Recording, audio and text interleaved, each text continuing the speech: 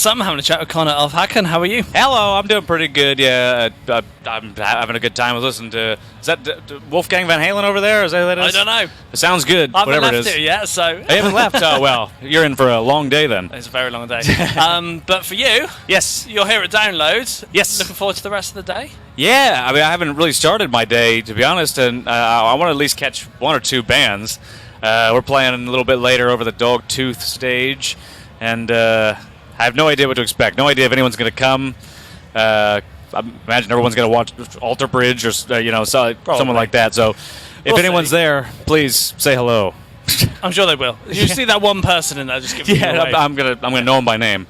Yeah, indeed. Yeah. Now, you get the chance to play some of Yep. your new music live Yes. because you released a new record this year. Tell us Yes. a little bit about that. Yeah, released a new album. I don't know.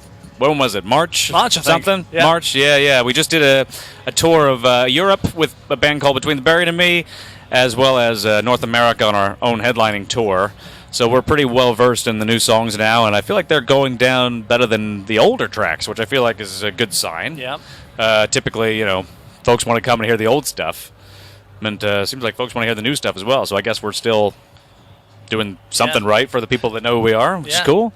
And hoping some new folks come and see us today and, enjoy what they hear. Yeah. Maybe. Absolutely. And how does this record sound in comparison to your previous? Yeah, that's a good question. We've been going down a more riff-driven direction with our previous two albums, sort of a heavier metal kind of thing. But with this album, we sort of split off into different directions.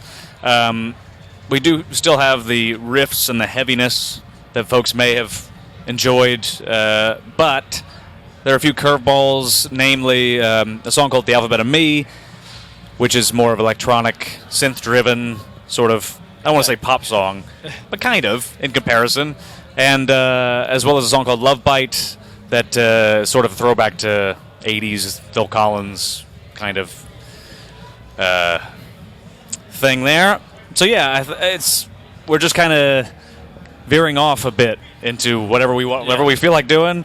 I think for the next record we'll probably rein that back in a bit and pick a direction and stick with it. Yeah, so do you have a plan when you're going to make a record, or do you just see what happens? Well, typically we don't. For Fauna, we did not really have a specific direction we wanted to go in, because we introduced a new and original member of the band in the form of Pete Jones, the keyboardist. And I think we just decided we just want to see what happens with Pete, and as far as writing goes. And whatever came out, and there's not necessarily a musical theme linking everything, but there is a lyrical theme, and an overall concept as far as the songs go. But musically, we just anything goes. Yeah. Yeah, good. And people will want to see you play this live, and for the South American fans, they're going to get a nice treat later this year. Oh, yeah, South America, best fans in the world. I think most bands say that. At least metal bands, rock bands, they say. That and Japan. Yes, Japan, which we have not been to. We really want to go. I want to go just as a, person. I've never been. So, but yeah, South America is just indescribable how passionate the fans come across. Yeah. We have the biggest audiences there, which is a plus. But then just when we playing songs, I was telling someone earlier, they'll sing the riffs and sing the guitar solos. You're just like, well, where else in the world do you get that? That's unusual. But it's the greatest. And what else are you hoping to plan on touring wise for this year and maybe into next? Yeah, well, for this year, we're going to do a circuit of festivals around Europe specifically. Which will be great, but then we'll just do South America and Central America. We'll play Costa Rica for the first time. Never been there before. Heard it's great. We'll go to Mexico. Then So for the rest of the year, though, I think we're going to step back and start writing for our next record, and then maybe next year do maybe like an evening with situation with in Europe and America, which we've never really tried before. Maybe do like 2 sets, that kind of thing. Beyond that, I think it's down to what direction we take with the new album. Yeah. And when it comes to writing, how do tracks normally start off? Is it a riff first, lyric, melody? Yeah, it depends on on the main writer, really. For example, Charlie, one of our guitar players, he kind of presented to us a song called Elephants Never Forget, which is it's about 11, 12 minutes. He presented that to us in like a 16-minute version, kind of just complete. And we heard it and thought, this is amazing.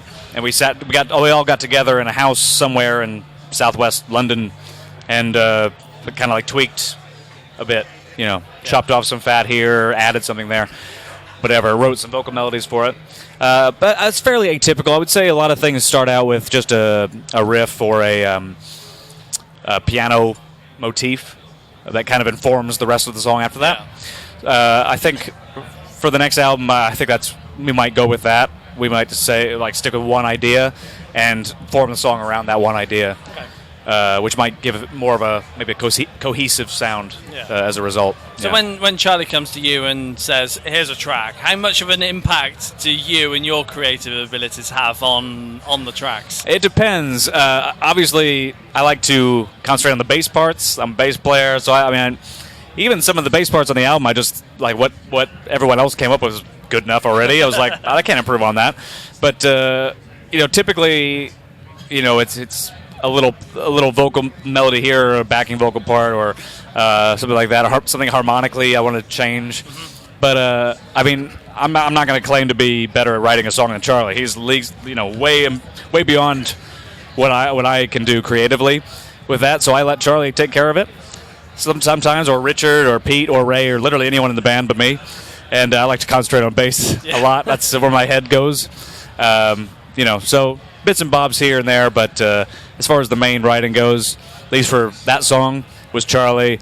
And then for Alphabet and Me, there was a lot of Ray and Rich and Pete. And actually, a lot of the songs were them getting together in London.